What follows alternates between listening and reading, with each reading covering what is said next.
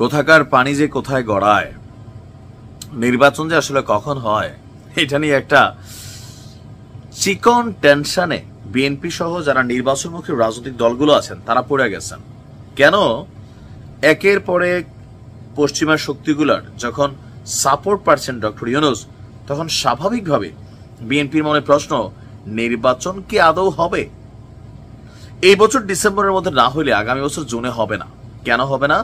Doctor Mohammad Yunus বলছেন হবে, আসিফ নজরুল স্যারও বলছেন যে কোনো কিছুর বিনিময়ে হবে, কিন্তু বিএনপি মনে করছে যেই সময়টাতে আগামী বছর নির্বাচনের কথা বলা হচ্ছে সংস্কারের নাম দিয়া, ওই সময়টাতে নির্বাচন সম্ভব না, কারণ বর্ষাকাল। সুতরাং সংস্কার শর্ট করেন, আর এই সংস্কারের প্রতি খুব বেশি ইস্যু টিস্যু নাই।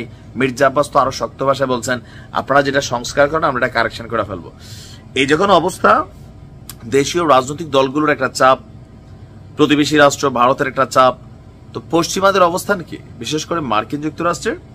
আজকের দিনে বাংলাদেশে বেশ কয়েকটা বড় ধরনের ঘটনা ঘটেছে। একটা হচ্ছে পাকিস্তানের যেই পররাষ্ট্র সচিব আছেন আমেনা বালুচ, তিনি বাংলাদেশে আসছেন, অনেকগুলা ঐতিহাসিক সিদ্ধান্ত হয়েছে। অপরদিকে আজকে একই দিনে যুক্তরাষ্ট্রের উপসহকারী পররাষ্ট্রমন্ত্রী, সর্বোচ্চ হায়ার অথরিটি লেভেল থেকে আজকে যারা আসছেন, নিকোল চুলিক এবং অ্যান্ড্রু হ্যারাপের নেতৃত্বে বাংলাদেশে ট্রাম্প সরকারের একটা বিশেষ দল এসেছে সরকারের সাথে বিভিন্ন ইস্যুতে কথা বলার বা বুঝতে চাওয়ার বা জানতে চাওয়ার। তো এই দুই উপসহকারী পররাষ্ট্রমন্ত্রীর নেতৃত্বে যারা আসছেন তারা বাংলাদেশের সফররত যে প্রতিনিধি দলটি আছেন তারা আজকে ডক্টর মোহাম্মদ ইউনূসের সাথে সাক্ষাৎ করেছেন।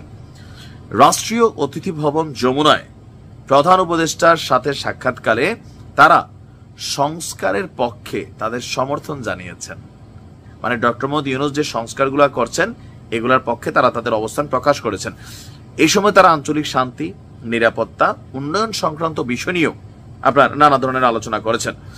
আমাদের ঢাকার জাতীয় নিরাপত্তা উপদেষ্টা ডক্টর খলিলুর রহমান এবং ঢাকায় নিযুক্ত যুক্তরাষ্ট্র মিশনের প্রধান যিনি আছেন ট্রেসি অ্যান্ড জ্যাকবসন, তারাও উপস্থিত ছিলেন।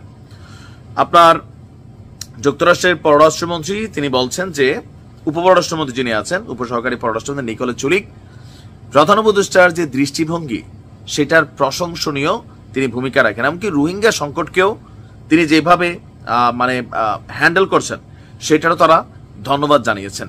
এছাড়া বাংলাদেশ এবং যুক্তরাষ্ট্রের মধ্যে ট্রাম্প সরকারের সাথে চমৎকার দ্বিপাক্ষিক সম্পর্কের কথা তারা তুলে ধরেছেন এবং পুরো দ্বিপাক্ষিক ক্ষেত্রে ট্রাম্প প্রশাসন অন্তর্বর্তী সরকারের সাথে কাজ করতে ঘনিষ্ঠভাবে আগ্রহী এবং সরকারের প্রতিশ্রুতি ব্যক্ত করেন। বাংলাদেশও তাদের অবস্থান জানিয়েছে।